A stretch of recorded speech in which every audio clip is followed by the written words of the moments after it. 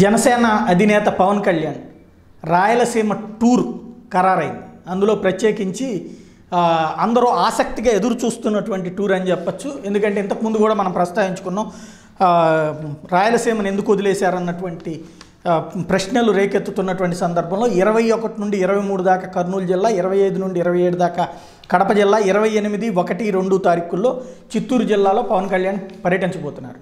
ఇది ఖచ్చితంగా ఎలక్షన్స్కి ఇంకొక 2 నెలలు, నెలన్నర 2 నెలలు టైం ఉందంటున్నారు. వాస్తవంగా మార్చి ఫస్ట్ వీక్లో నోటిఫికేషన్ వచ్చి ఏప్రిల్ ఎండింగ్లో ఎలక్షన్ జరుగుతాయి ఆంధ్ర వరకు.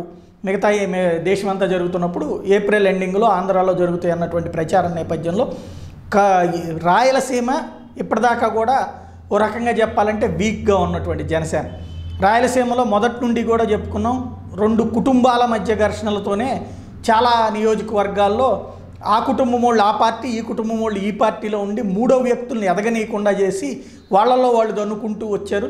తెలుగుదేశం అధికారంలో ఉన్నప్పుడు కాంగ్రెస్లో ఉన్నటువంటి నేతలు, కాంగ్రెస్ అధికారంలో ఉన్నప్పుడు తెలుగుదేశంలో ఉన్నటువంటి నేతలు కర్ణాటకలో లేకపోతే హైదరాబాదులో సెటిల్ అయ్యేటువంటి పరిస్థితి. పేరుకి ఊళ్ళల్లో ఇళ్ళు ఉంటాయి కానీ వాళ్ళందరూ బ్రతికేదంతా హైదరాబాదులో, బెంగళూరులోనే.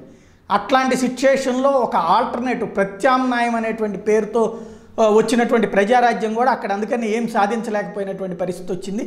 1 సీటు చిరంజీవి గెలవడం మాత్రమే సాధ్యమైనటువంటి సిచ్యుయేషన్. ఈ దఫా అక్కడ ఏం మార్పు రావాలి అనేది తను ఇంతకుముందు అనంతపురం జిల్లాలో కానీ ఇతర రాయలసీమ జిల్లాలో పర్యటించినప్పుడు కోరుకున్నది తెలుసు. కానీ ఈ దఫా సీరియస్ ఎఫర్ట్ అయితే రాయలసీమ మీద పెట్టకపోవడానికి కారణం ఏంటన్నటువంటి చర్చ జరుగుతున్నటువంటి సందర్భంలో ప్రస్తుతం పవన్ కళ్యాణ్ టూర్ అయితే ఖరారైంది. ఆయన టూర్లో ఏ మార్పులు జరుగుతాయి అనేటువంటి దాని గురించి, ఆయన టూర్లో మెయిన్ కాన్సన్ట్రేషన్ ఏముంటుంది అన్నటువంటి ఆసక్తి ప్రతి ఒక్కరిలో కూడా ఉంది.